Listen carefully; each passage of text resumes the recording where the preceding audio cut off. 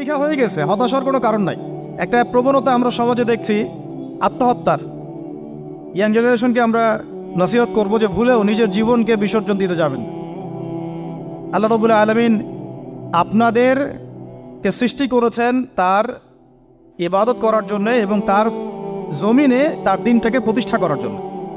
খেলায় খেলায় আপনার জীবনটা নষ্ট করবেন না, ঠিক আছে ভাই? আল্লাহ বোঝার তৌফিক দান করেন। তো কলম সৃষ্টি করার পরে কিয়ামত পর্যন্ত সব লেখা হয়ে গেছে। এখন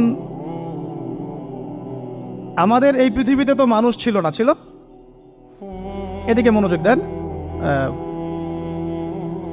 এই পৃথিবীতে কি আগে মানুষ ছিল? এই পৃথিবীতে আগে কি ছিল তাহলে বলেন? হ্যাঁ, মাশাআল্লাহ। এই পৃথিবীতে আগে কি ছিল? এখন ওরা নাই। সবার সাথেই কিন্তু একটা করে আছে, কমপক্ষে কয়টা করে? সবার সাথে কমপক্ষে একটা করে। আর কোন কোন জায়গা আছে যেখানে জিনের বড় বড় আকড়া আছে।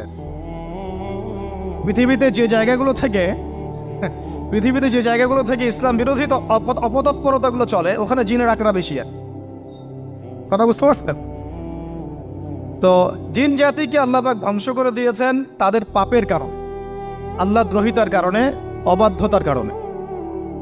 এখন আল্লাহ রাব্বুল আলামিন ইরাদা করলেন পৃথিবীতে আমাদেরকে সৃষ্টি করবেন, মানে মানুষকে সৃষ্টি করবেন। আল্লাহ পাক তার সমস্ত ফেরেশতাদেরকে একত্রিত করলেন। ঘটনাটা কিন্তু খুব ইন্টারেস্টিং। আমি জানি এখানে ওলামায়ে কেরামও আছেন, তবে আমি সবার জন্য প্রযোজ্য হয় এমন কথা বলারই চেষ্টা করছি, কারণ অনেকে হয়তো এগুলো নাও জানতে পারে। তো আল্লাহ পাকের ভাষায় আমি যদি বলি, আল্লাহ রাব্বুল আলামিন বলছেন, বা'দা আউযু বিল্লাহি মিনাশ শাইতানির রাজীম, ওয়াইয ক্বালা রাব্বুকা লিল মালায়েকা ইন্নী জাঈলুন ফিল আরদি খলিফা। হে নবী মুহাম্মদ সাল্লাল্লাহু আলাইহি ওয়াসাল্লাম, তুমি স্মরণ করো সেই সময়ের কথা যখন আল্লাহ তোমার রব সমস্ত ফেরেশতাদেরকে ডেকে বলেছিলেন যে ইন্নী জাঈলুন ফিল আরদি খলিফা, আমি জমিনে মানে পৃথিবীতে আমার খলিফা পাঠাতে চাই। কি পাঠাতে চাই? আরো জোরে বলেন।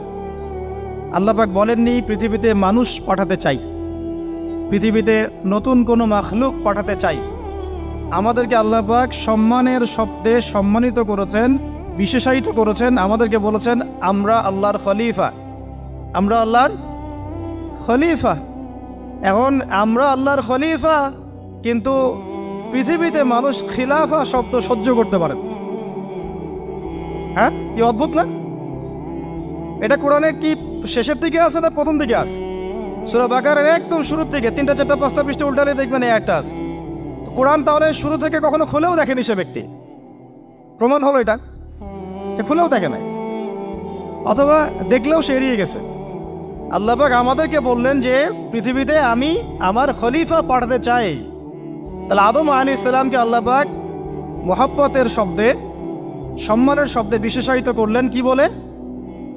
সুবহানাল্লাহ, সুবহানাল্লাহ। আর খলিফা কাকে বলে এটা আমি আপনাদেরকে বোঝাচ্ছি একটা দোয়া থেকে। এই যে গাড়িতে করে আমরা বাসা থেকে আসলাম বা যখন কোনো সফরে যাই, আমরা একটা দোয়া পড়ি, সুবহানাল্লাযী সাখখারা লানা হাযা ওয়া মা কুন্না লাহু মুকরিনিন ওয়া ইন্না ইলা রাব্বিনা লামুনকালিবুন। এতটুকু তো পড়ি নাকি? বা এগুলো পড়তে হবে? বইমেলায় এসেছি শুধু লেকচার শোনার জন্য না, ছবি তোলার জন্য। আজকে জীবনটা পরিবর্তন করার নিয়াত করে যাইতে হবে, ঠিক আছে ভাই?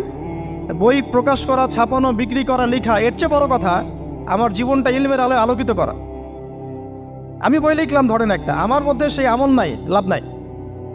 লাভ আছে? আমি বই ছাপাইছি 100, 200, 500, 1000, আমি নিজেই আমল করি না, হবে? আগে আমল জরুরি। ইলমের সাথে আমলটা খুব বেশি জরুরি। আলেম তাকেই বলা হয় যে ইলম অনুযায়ী আমল করে। তাহলে আল্লাহ পাক বলেন লিমা তাকুলুনা মা লা তাফআলুন, তোমরা এমন কথা কেন বলো যে এমন